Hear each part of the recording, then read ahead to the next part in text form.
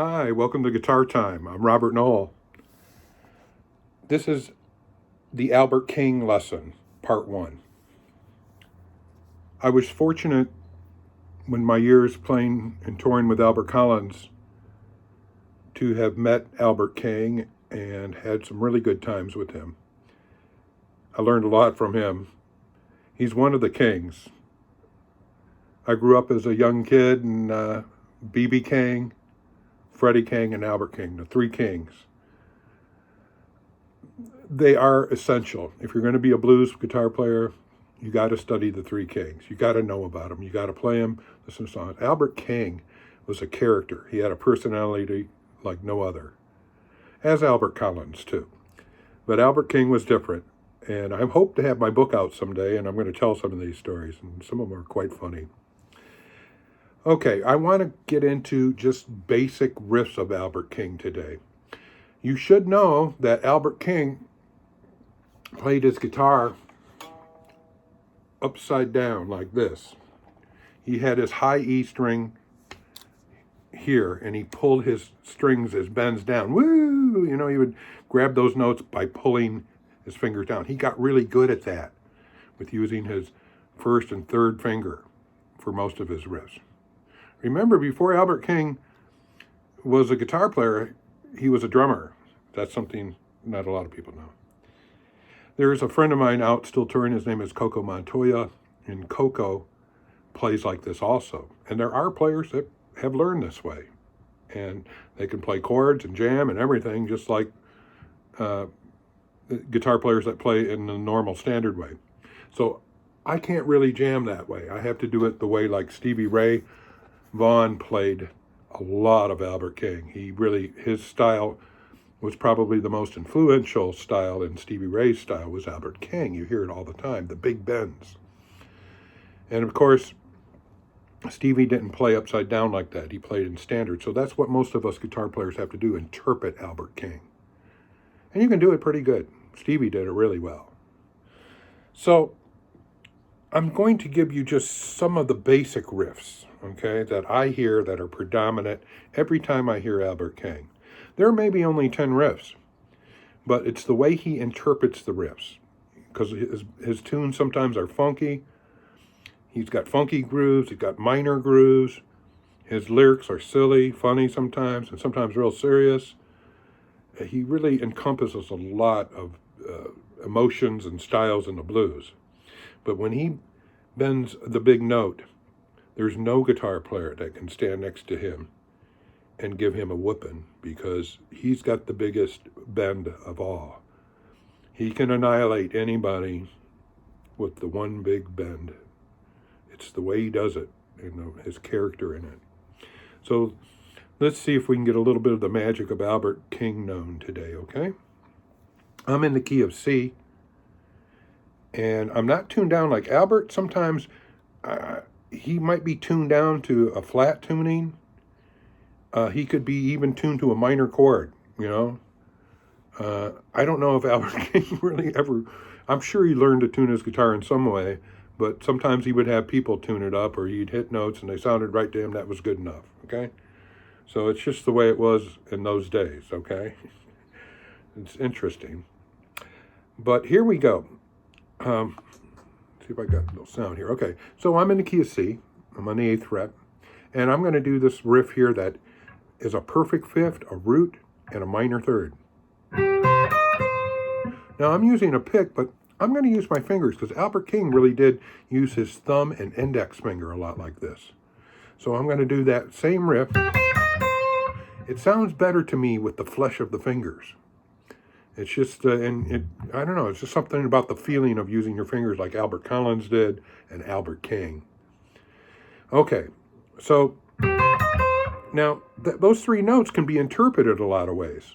Sometimes Albert would go, sometimes it would be phrased, just going from, and then that minor third was a big bend note.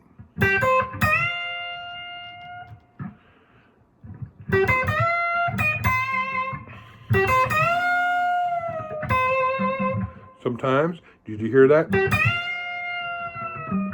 like the note is falling, right?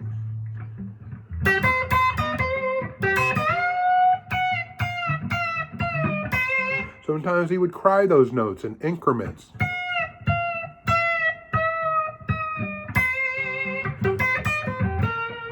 Now I ended on the dominant 7. Did you hear that? The minor third, 1, 5, 7. Sometimes I would hear Albert King do this. That's the 9 or 2. 5, 7, root, 5, 9, root, end on the 7.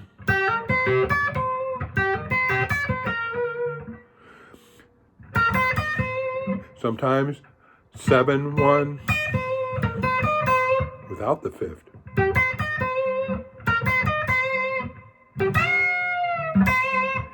Then you hear Albert King do the double bend, the big, powerful, the sky has fallen. You want to take that up a whole step. And I've got the, not only am I bending the minor third on the E string, but I'm bending the dominant 7. I'm pushing that up too. So that dominant 7 is going up to a root. My third is going up to a 4th, and I get the...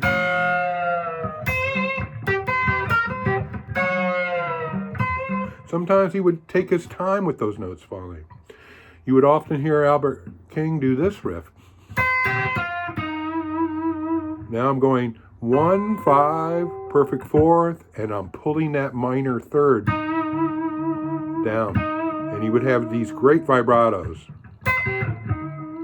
And then sometimes he would hit the root and hits a 5 to end a phrase. I've even heard him double hit that.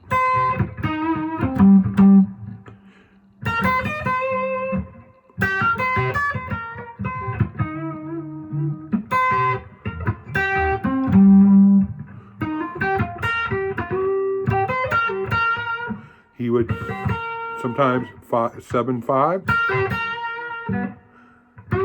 He knew the Chuck Berry, but he would go into that 5, 7 from there.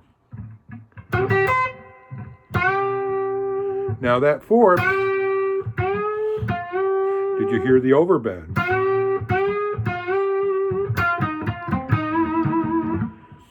Same thing with the dominant 7, the overbend.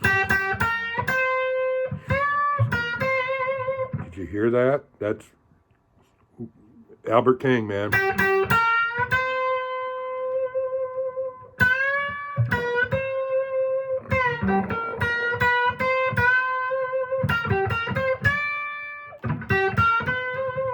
And then he would do similar things. Albert Collins would do that similar riff, and both known for that riff.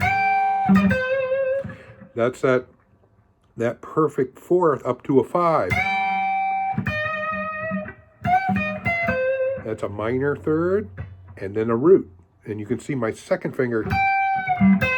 Sometimes he would just take that note up, start it up, let it fall down and hit that root.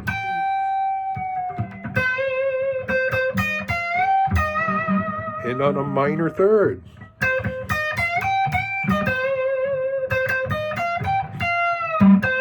That was a minor third up. You could double note that first finger. That's a tough riff to do.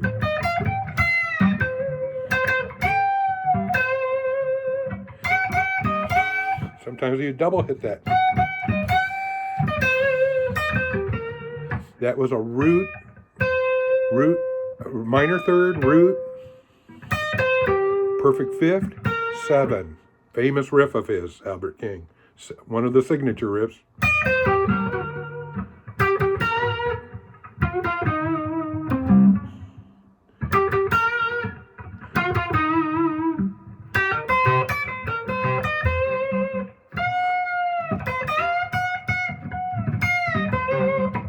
And he would sometimes take the root.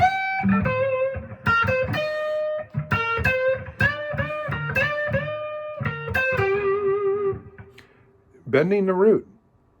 Wow, crazy. So bending the fourth, the minor third, the root, the dominant seven,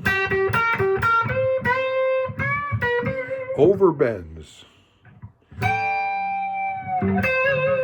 Sometimes the way I would hear him play would be like those notes falling from the sky. Notice I'm that striking with my, I think I took 3 notes there. I hit the tritone on the G string. Another great thing that I learned from Albert King was this one wonderful thing he does from time to time. He does this on the perfect fourth bend. Did you hear that? When I hit the fourth up, I don't let it come all the way down. I come down on an increment. It's like a 20%. So it's not, it's,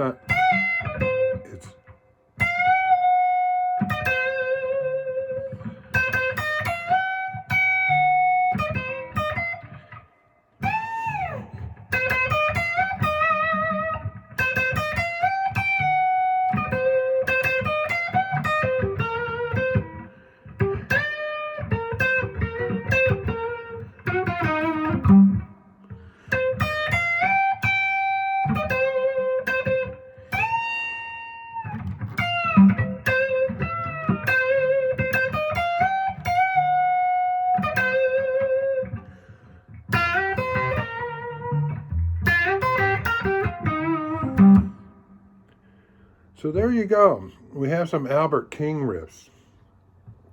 And I love those riffs. They're just, they're wonderful riffs. You can interpret them in so many ways. I'm going to try to just give you a little idea of, I'm playing in the key of C here, little groove here. A little Albert King in the background, rhythm. Yeah, so it's like years go passing by.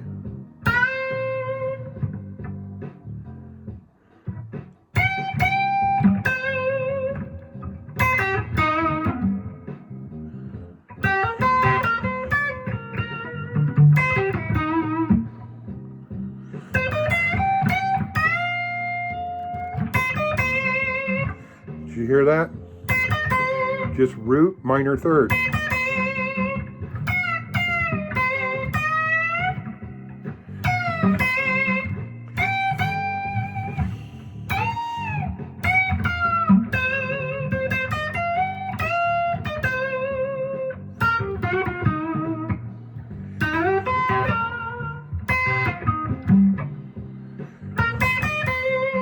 Like that, just 7-1 minor third.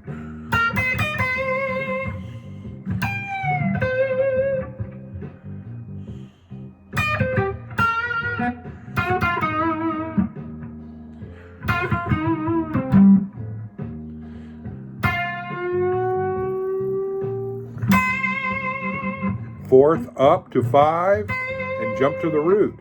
Yeah. So that's like the, kind of like the Chuck Berry.